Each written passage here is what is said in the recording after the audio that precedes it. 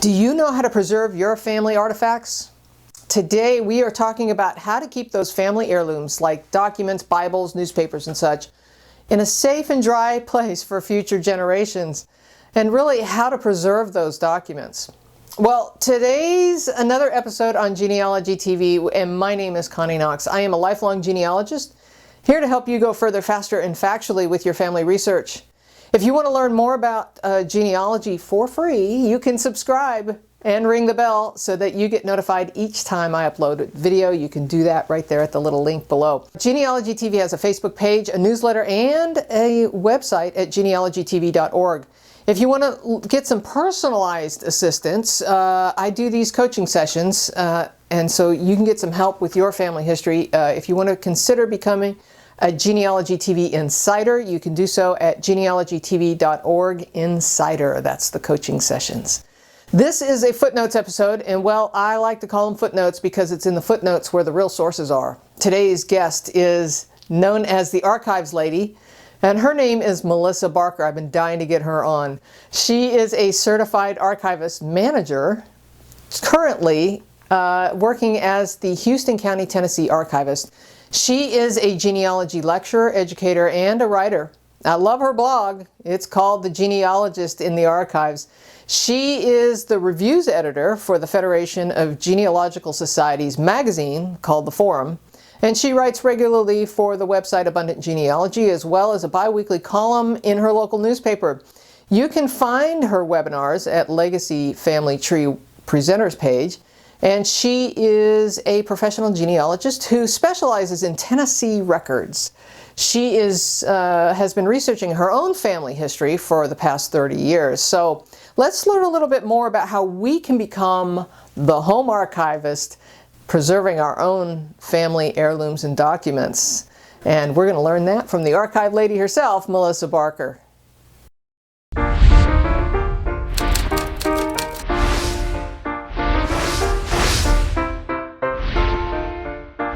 Melissa, I am so thrilled you're here. I have to say, this is one of my favorite subjects. So I really appreciate you taking the time to spend with us talking about how we can preserve our own family history artifacts, I guess, and documents and such. So welcome. Thank you, Connie, for having me. Being an archivist and teaching genealogists about being a home archivist is one of my passions. Yes, clearly, between the blog posts, and I see you in a lot of different places, and so I'm thrilled to have you. And this, I'm not lying, this is truly one of my favorite subjects, and I've always wanted to, I think in another life I was probably an archivist. So, I'm always, particular about archiving and stuff. So help us get started. If we've got things like, say, Bibles, things that probably ought to go in a box. Where do we start? How do we preserve those? Especially, those pages of the Bible and stuff, and it's getting old. What do we do with that? Well, I usually tell genealogists or anyone interested in records preservation to start small, but to start. Many people get kind of paralyzed or intimidated by what they have and the amount that they have. And so I tell people, just take it slow. Choose a project like the Family Bible. The Family Bible is something very precious to a lot of us. And so if you have a family Bible that has a lot of those pages in them that have genealogy written on them, the main thing is to try to digitize it. My opinion is that the highest form of preservation is digitization. That way, if something were to happen to that precious heirloom, at least you have the digital copy. Then I would take tissue paper, and I would put that tissue paper in between the pages where the writing is. Up to this point, maybe that writing hasn't ran or done anything, but if that Bible comes in contact with moisture, it could happen. So I always encourage that. And then it's very simple from there. I would just put some archival tissue paper in an archival box, lay your Bible in there, and close it up, and store it in a cool, dark, and dry place. Archiving documents, photographs, and artifacts is actually quite easy. Really, the less you do, the better. And so that's what I would do with a family Bible. But the rest of those items, there are things you can do, and it should not be intimidating. So where can you get some of these supplies, the archival tissue paper and the archival box? I know that's like an acid-free product, right? It is. There are many, and I say many, probably up to a dozen archival supply stores online. There are not many storefront archival stores that you can, so you need to use the online links. I would also suggest that you actually get a paper catalog from them. It's kind of like receiving the Sears and Roebuck Christmas wish book. For me, I sit down with it and I dog ear and I, mark in it and everything. But for me, it's easier to find the items I'm looking for in the paper catalog than online.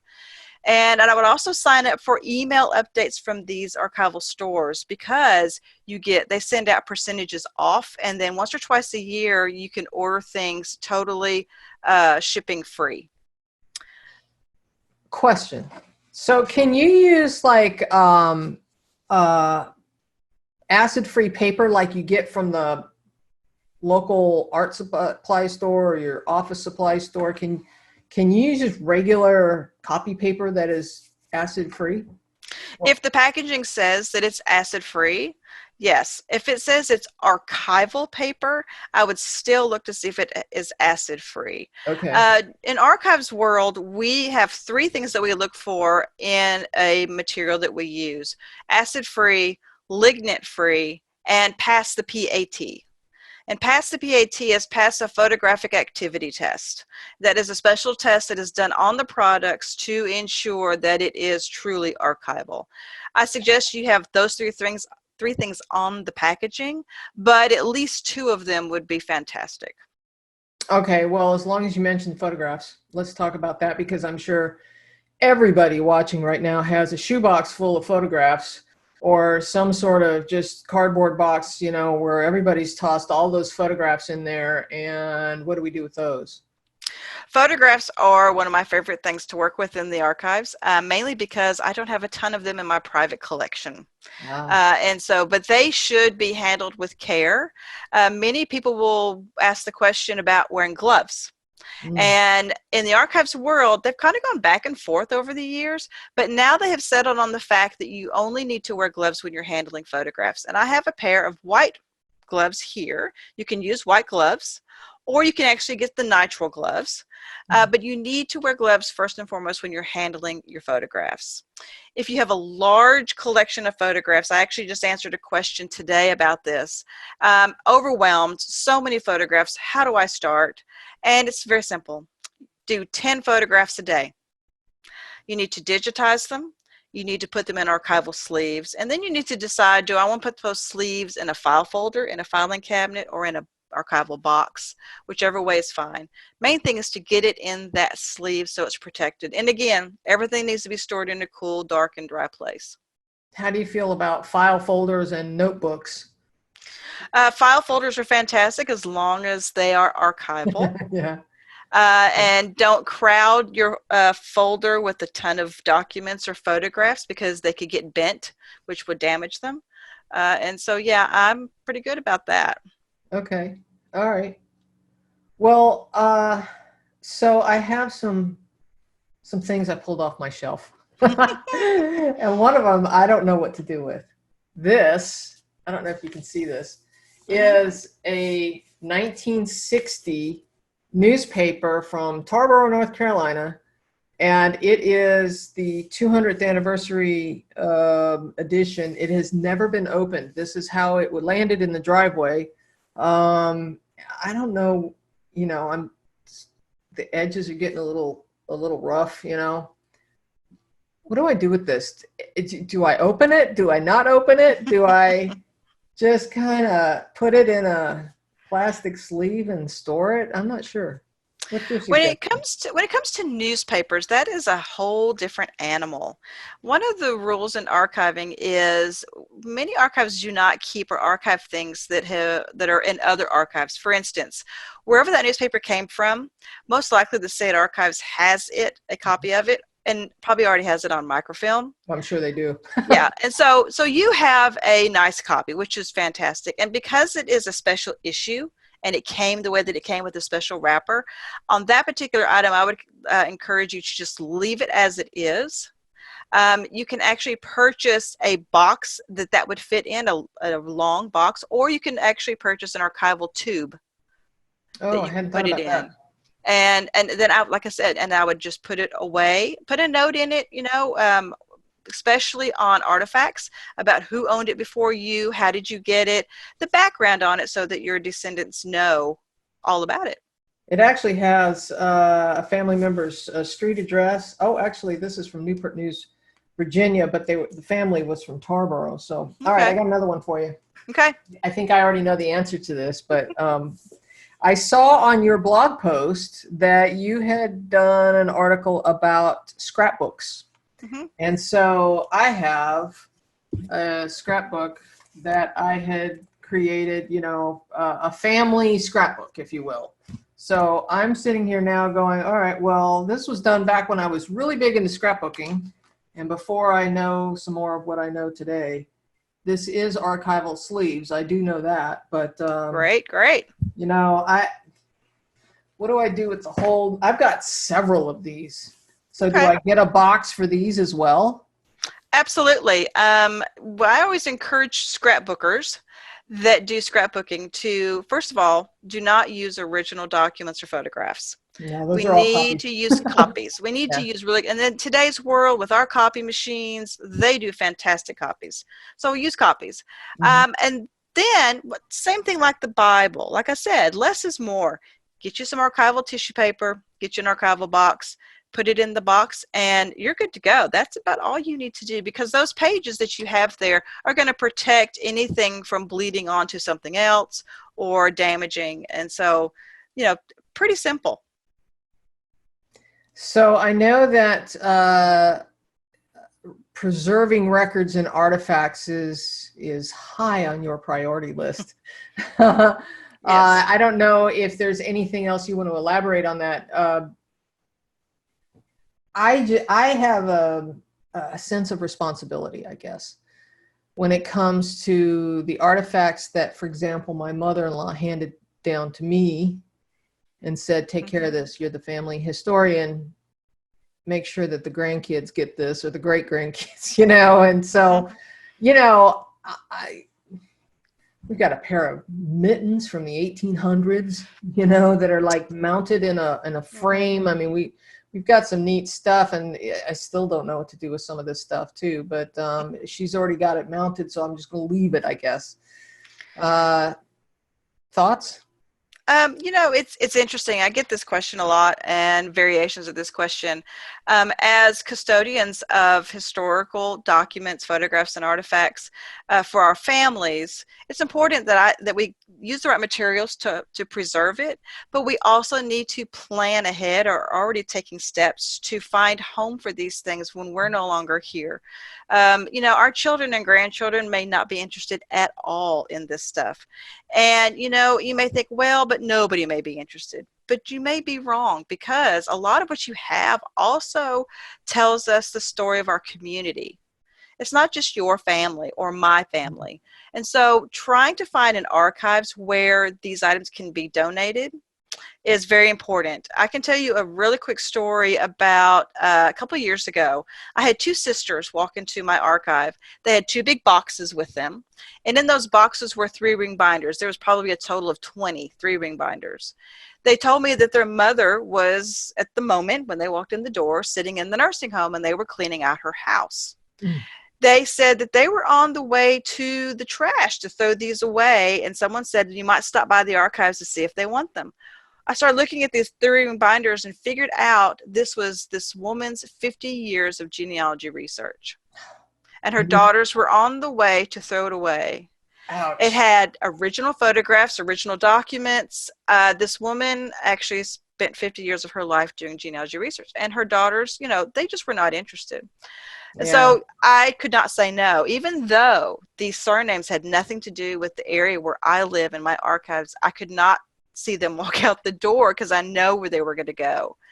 So it's important that we try to find a home for what we have gotten custody of, because it's going to be passed down. How much would we love 100 years ago if our ancestors had done the same thing? We would have more today to help to tell their story.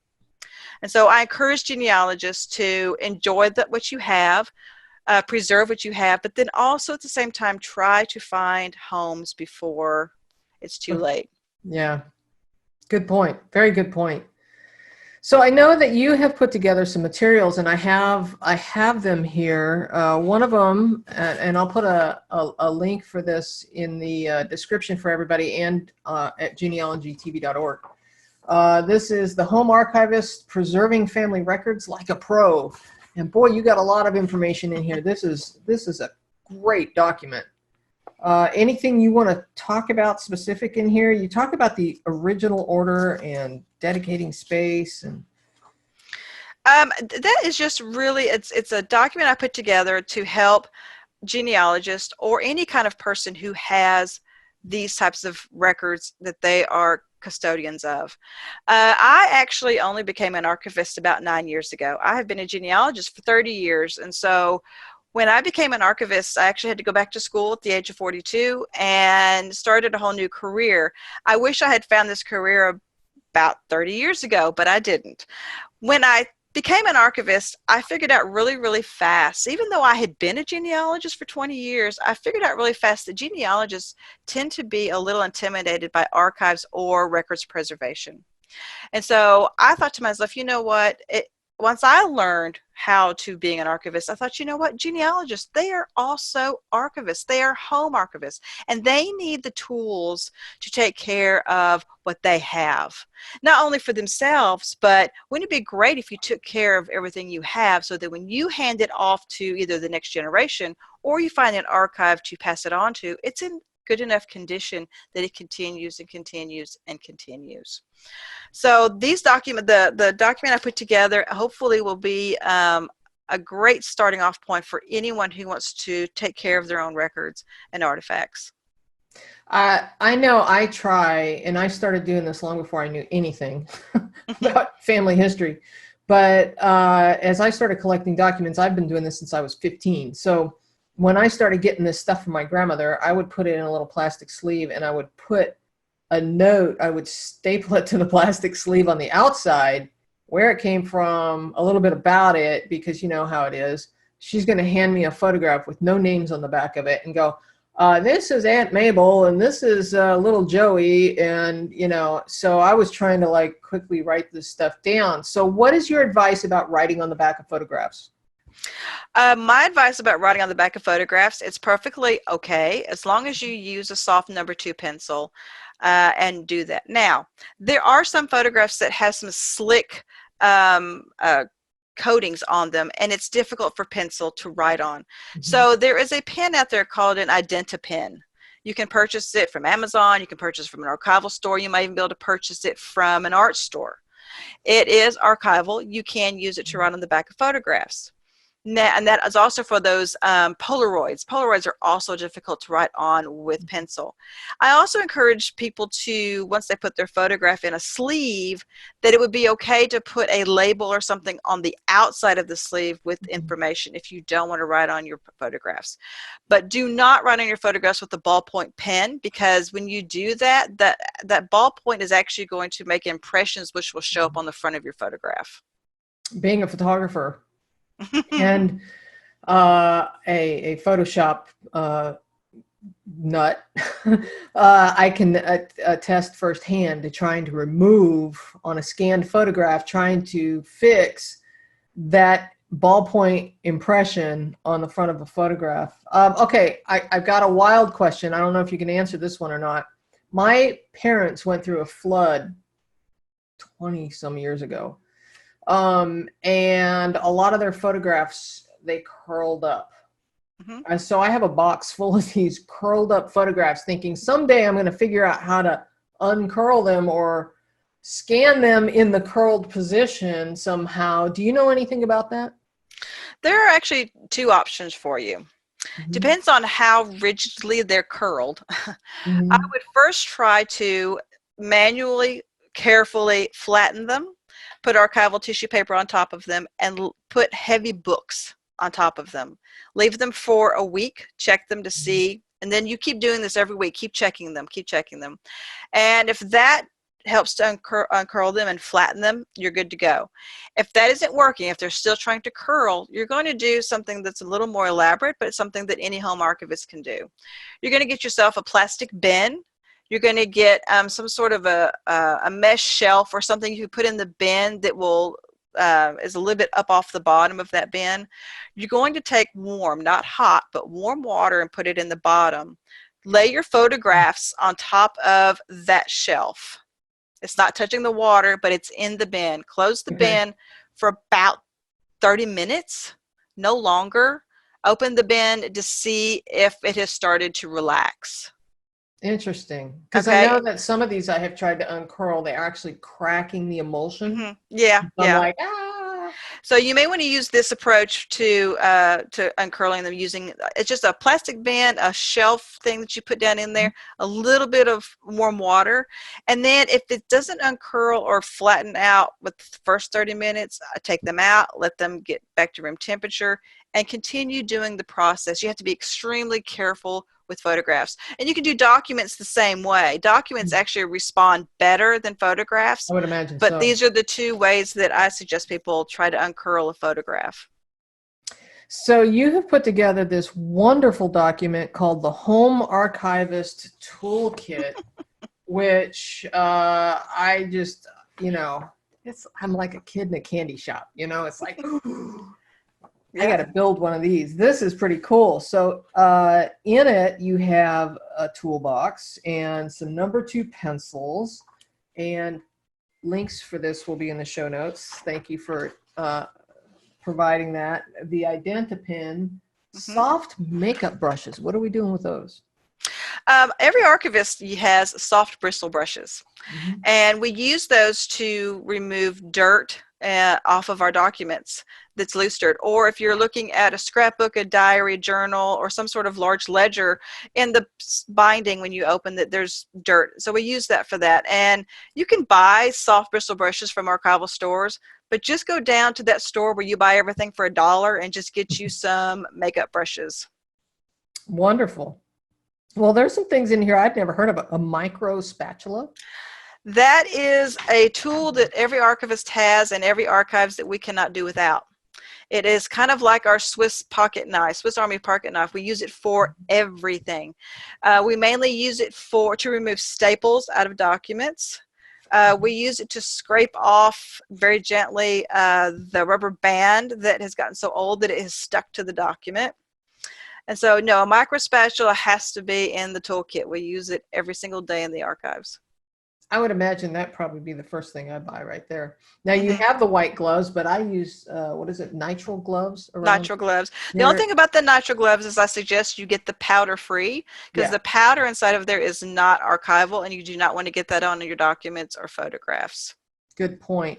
One of the other things that you have here is a soot and dirt cleaning sponge. I've never heard of a soot and dirt cleaning sponge. These sponges, yes, they are used daily in all archives. They clean your documents. Now, you don't put any water on the sponge. You don't put any chemicals on the sponge. You use the sponge as it is. When you purchase it, it's in a brick form. And so you're going to want to cut it down so you can hold a piece. And what you do is you take your document or whatever you're cleaning, put it down on a flat surface. Take your hand and put your hand in the middle of that document, because you want to steady the document, because if you start just rubbing it, you're going to tear your document. Take that sponge and you're going to start in the middle and work your way out. Even if you cannot see, even if you can't see dirt on that document, you're going to be amazed at how much dirt you pick up on that sponge. And I have a really interesting story to tell about that sponge. They're actually, for what they are, they're kind of expensive to purchase through an archival store, but they're well worth it. And I'm kind of a penny pincher. And my husband actually for over 20 years was an insurance adjuster.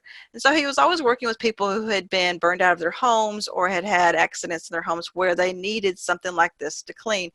And there were local cleaning companies that would do this. So I called one of the local cleaning companies and I said, hey, do you have any of these sponges? And he said, yes, I do, but we're not allowed to sell them to the public.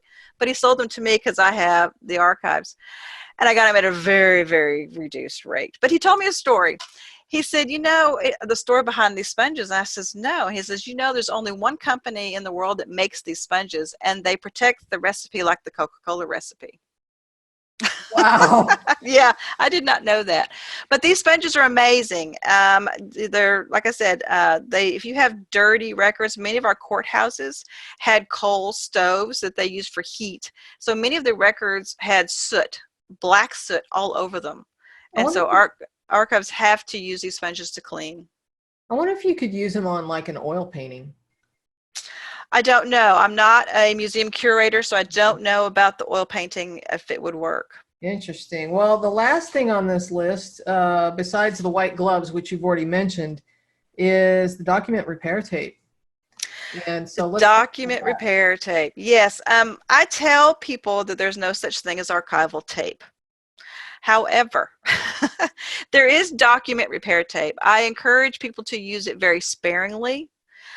But if you have a document with a very small tear or a rip in it, if you use the document repair tape, it will keep it from ripping or tearing further. I would normally tell people to just put it in an archival sleeve. It will keep it together. But you can use our document repair tape. And I would encourage you to, if you're going to use it, to put it on the back side of the document or where there is no writing.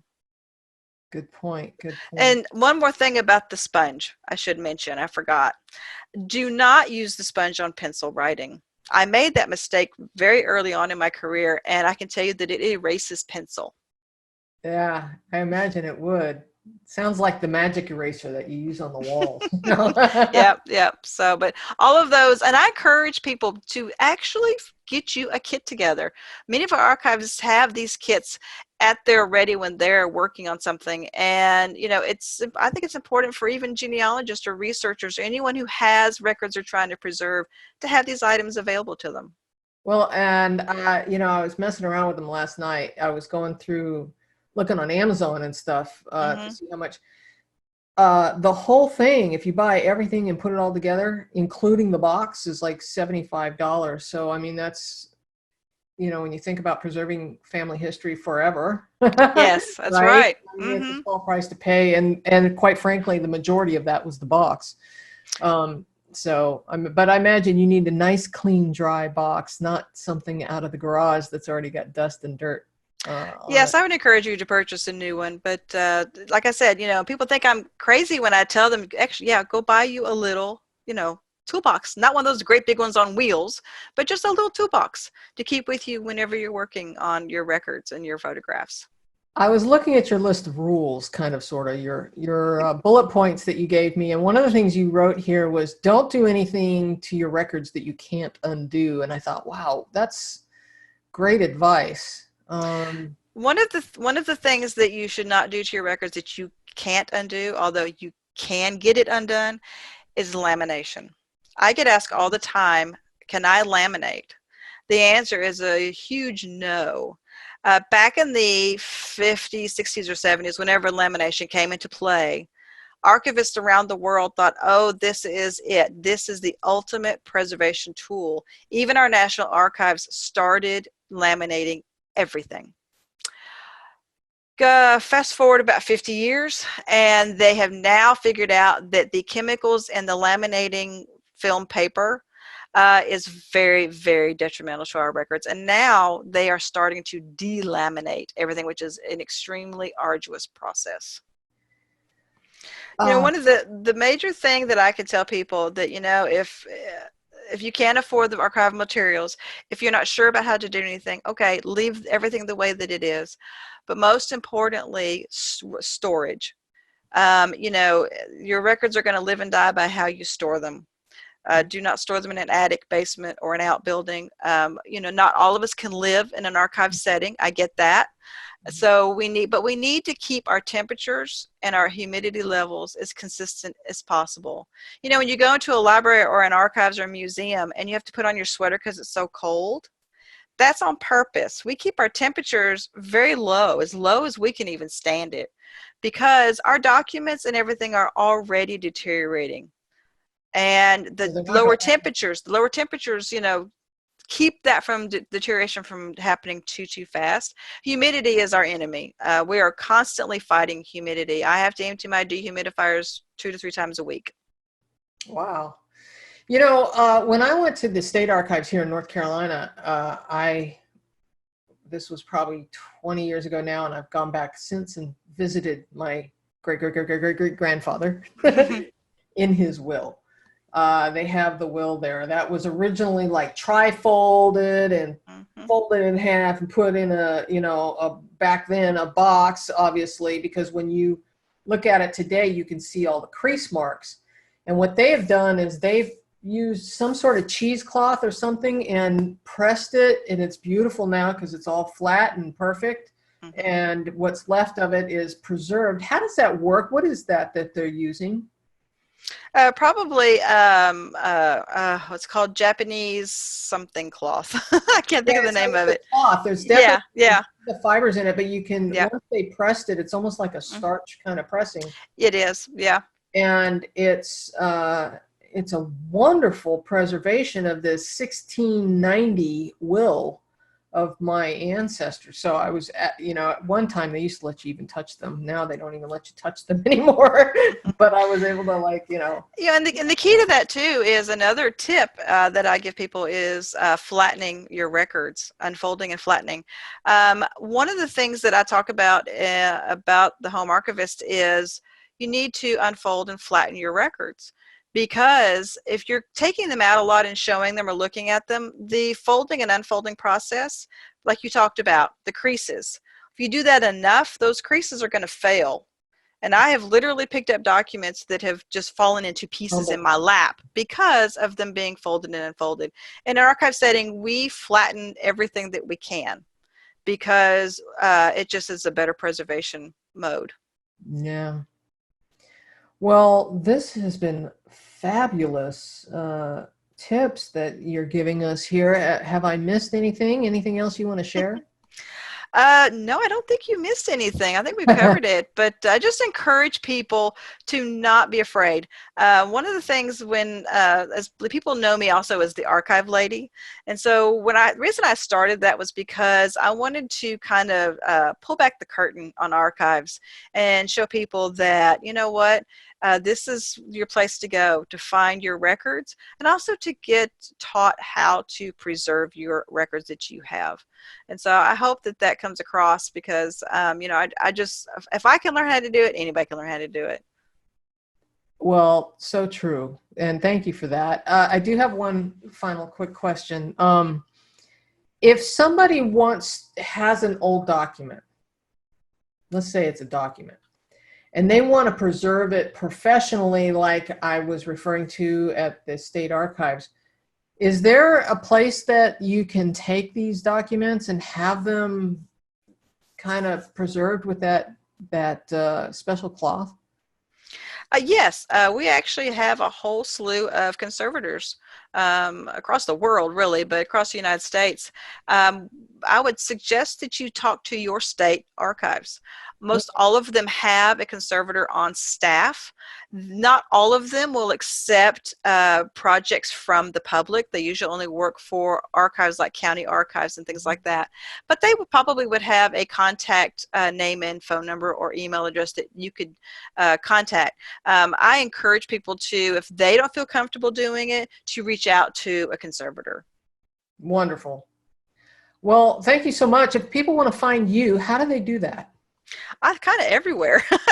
But if they have questions about records preservation, I love getting email, and I answer my email usually within 24 to 48 hours. But my email address is melissabarker20@hotmail.com. Email me. I would be glad to answer any questions. You can also find me on Facebook under The Archive Lady and on Twitter, TN Archivist. And I have a blog, A Genealogist in the Archives. And so get in touch with me. I love talking about records preservation and researching in archives. Well, and so do I. So maybe we'll get you back on here one of these days soon. Oh, yeah, anytime. Thank you so much. Sure. Thank you, Connie. Well, there you have it. A ton of information. Thank you, Melissa, for all of that. And well, you can follow Melissa on Facebook and Twitter. As always, handouts and the contact information and all those links, they're going to be in the description below. And also at genealogytv.org. In fact, all of the information is going to be at genealogytv.org. All right, so don't forget to find Genealogy TV on its own Facebook page, and well, sign up for the newsletter so that you don't miss a thing. All right, well, it's time for you to go find your ancestors. So until next time, keep on climbing your family tree.